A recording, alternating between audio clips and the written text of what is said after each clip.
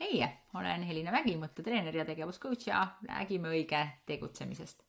Kõik tegutsemisega seotud probleemid, edasilükkamine, asjade mitte tegemine, alustamine, mitte lõpule viimine, viivitamine, liiga kaua asja tegemine, kõik on seotud sinu mõttega. Põhjus, miks sa ei alusta, on sinu mõte. Põhjus, miks sa lükkad asju edasi, on sinu mõte. Põhjus, miks sul ei ole motivatsiooni tegutseda, on ikka sinu mõte. Olen ise käinud väga pika tee sellest mitte tegutsejast tänasesse päeva, kus ma suudan anda endale käsu ja teha tegevuse ära ja liikuda eesmärgi poole. See ei ole olnud kerge, sest et mul polnud kedagi spikerdada.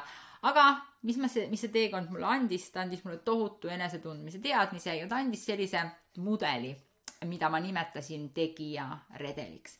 Ehk ma hakkasin nägema, mis on tegevusetuse põhjus. Ja see põhjus on imelihtne. Me ei oska näha, et tegutsemine on ka oskus. Kui me õpime matemaatikat, siis me saame aru, et me kõigepealt peame õppima liitma, lahutama, siis korrutama, jagama, siis võtame ruutu, eks ole, siis teeme ruutjuuri juba ja siis, kui me ülikooli jõuame, siis oleme jõudnud integralini. Me saame aru, et me ei saa esimeses klassis võtta integrali, vaid meil on vaja omandada teatud vaheoskusi selleks, et jõuda sellesse teadmiste tasandile, mis võimaldaks meil teha neid keerulisi matemaatilisi tehteid. Mis puudutab tegutsemist, siis tegutsemises me ei saa sellest aru. Me nõuame endalt keskkooli või ülikooli tasemel tulemusi ja tegutsemisoskust olukorras, kus me tegelikult omame sõimetasemel tegutsemise oskust. Ja? Et see on suurim probleem ja tegevuste tapja. See, et ma ei oma ülikooli tasemel tegutsemisoskust, ei tähenda mitte midagi. Aga see mängib väga suurt rolli siis, kui ma tahan, et ma omaksin, aga mul neid oskusi veel ei ole. Ja võt see on üks suurimaid pidureid. Et ma näitan sulle 4 tasandit, kust sul on vaja läbi minna ja sa võib-olla saad ennast identifitseerida mõne tasandiga, et mõista, mida sul tegelikult täna on vaja endale õpetada selleks, et saada oma tegutsemises paremaks ja ka paremaks eesmärgi saavutajaks ja tulemuste loojaks. Ja loomulikult, kui sa vajad selles abi, siis mõttekool on see koht, kus ma kõike seda põhjalikumalt õpetan. Räägime nüüd esimesest tasandist, kust ma alustasin ja see tasand on mitte tegutseja. Nüüd see tasand ei tähenda seda, et sa istud sohval ja närid ainult chipsi ja ei tee mitte midagi, põhimõtteliselt kodunt välja ei liigu, vaid ma vaatan seda ikkagi eesmärgi saavutamise kontekstis, eks, et ma olen eesmärgi saavutamise coach ja õpetan, kuidas tegutseda eesmärgi päraselt, nõnda, et su eesmärk saaks saavutatud, sõltumata, mis see eesmärk on, olgu see siis ettevõtluse arendamine või müügikäive tõstmine või siis kaalust allavõtmine. See ei ole vahet, protsessid on täpselt sarnased, kui me räägime mõttetegevusest. Ja esimene see mitte tegutseja faas siis tähendaks seda, et kui su eesmärgiks on suurendada oma käivet, siis sa ei tee käibe suurendamiseks vajalikke tegevusi, sest need on ebamugavad. Sa ei tee Facebooki, kuulutusi, sa ei tee Facebooki videosid, sa ei postita Facebooki, sa ei saada müügikõnesid, sa ei küsi inimeselt raha. Ja need on need tegevused, mida sa ei tee ja seetõttu ma ütlen, et sa oled mitte tegutseja.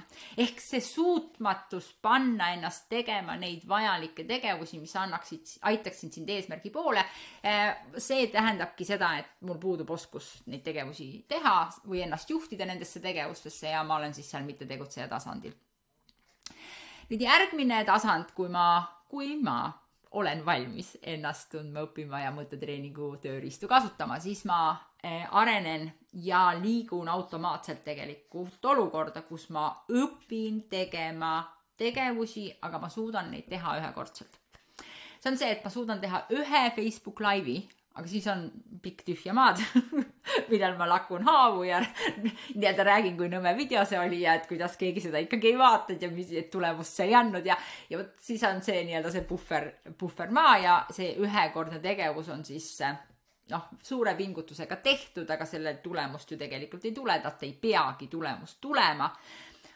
ja kui ma ei ole suuteline tegema järgmist tegevust otsa, siis mu elu kulgeb ühest pingutusest teise, ilma et ma saaksin aru, kas see pingutus on vaeva väärt või mitte. Et see on see ühekordse tegutseja selline piinarikas elu, kus me muudkui pingutame, kogu aeg pingutame, aga meil puudub üks väga-väga tähtis komponent, et mõista, mida me selle pingutusega peale hakkame, ja selleks on nimelt tagasiside.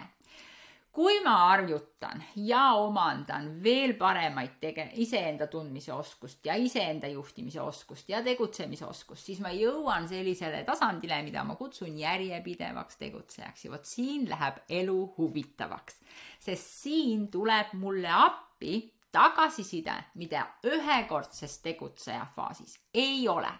Kui ma olen suuteline tegema ühte tegevust mitu korda, siis ma hakkan nägema, mis toimib ja mis ei toimi. Ja vot selle tagasiside abil hakkab mul maailmast ja oma tegevusest selles maailmas kujunema teatud arusaam. Ma mõistan, kuidas ma mõjutan seda, mis minu maailmas toimub. Ma teen müügivideo ja inimesed hakkavad tulema, jah? Keegi tuleb mõne video peale ei tule. Ja ma hakkan mõistma, mis on see, mis mind aitab ja mis mitte. Aga selleks on mul vaja olla järjepidev tegutseja.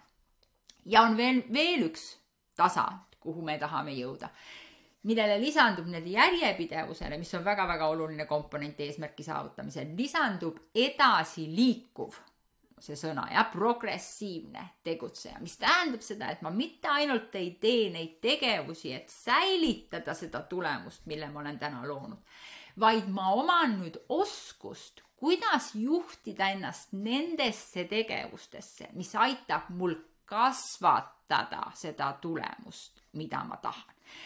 Või kahandada kaalu, jah, see täpselt samamoodi kehtib sinna. Nii et kuidas ma saan kahekordistada oma sissetulekut või viiekordistada oma sissetulekut, kuidas ma saan mitmekordistada oma klientide arvu või siis kuidas ma saan tegelikult võtta kaalust alla näiteks 10 kilo. Ja see on ka see koht, kui ma olen kinni jäänud ja ma ei näe ma suudan küll hoida oma kaalu, aga kuidas ma nüüd edasi mõtlen, mida ma mõtlemises muudan niimoodi, et ma saan veel see 10 kilo alla või see viimased 5 kilo maha. See läheb siia kategooriasse, see edasi liikuv, ehk ma pean mõistma, kuidas muuta tegevusi nii, et mu tulemus omakorda muutub. Ja nii nagu ma viitasin, siis enamik inimesi on seal kahel esimesel tasandil. Kas mitte tegutsejad või ühekordsed tegutsejad, ja põhjus, miks nad seal ka on selles, et nad isegi ei mõista, et nad seal on, ja nad arvavad, et nad peaksid olema seal 3. või 4. astme. Ja vot see sama arvamus, et ma arvan, et ma peaksin oskama integraali võtta, kuigi ma olen esimeses klassis, takistab mul tegelikult õppimast ka seda esimese klassi materjali. Ja vot, kui ma saan sellest aru ja hakkan ennast arendama just seal tasandil, kus ma olen kasutamaks sellel tasandil neid tööriistu, mis on selle tasandi tööriistad, siis ma saan aidata ennast ühelt tasandilt teisele, kuni ma jõuangi sinna ülemisele järjepideva ja edasiliikuva tegutsejani, ja ükski eesmärk ei ole minu jaoks enam probleem. Nii et ma loodan, et see aitas sul mõtiskleda oma nii-öelda koha üle, millises hierarhia tasandil sa tegutsejana oled, ja kui sa vajad selles abi, siis tule mõttekooli, mine vaata lisa mt.hm.ee/mõttekool on mul põhjalik video sellest, mida ma mõttekoolis õpetan ja kuidas ma sind aidata saan. Aitäh vaatamast ja kohtume jälle!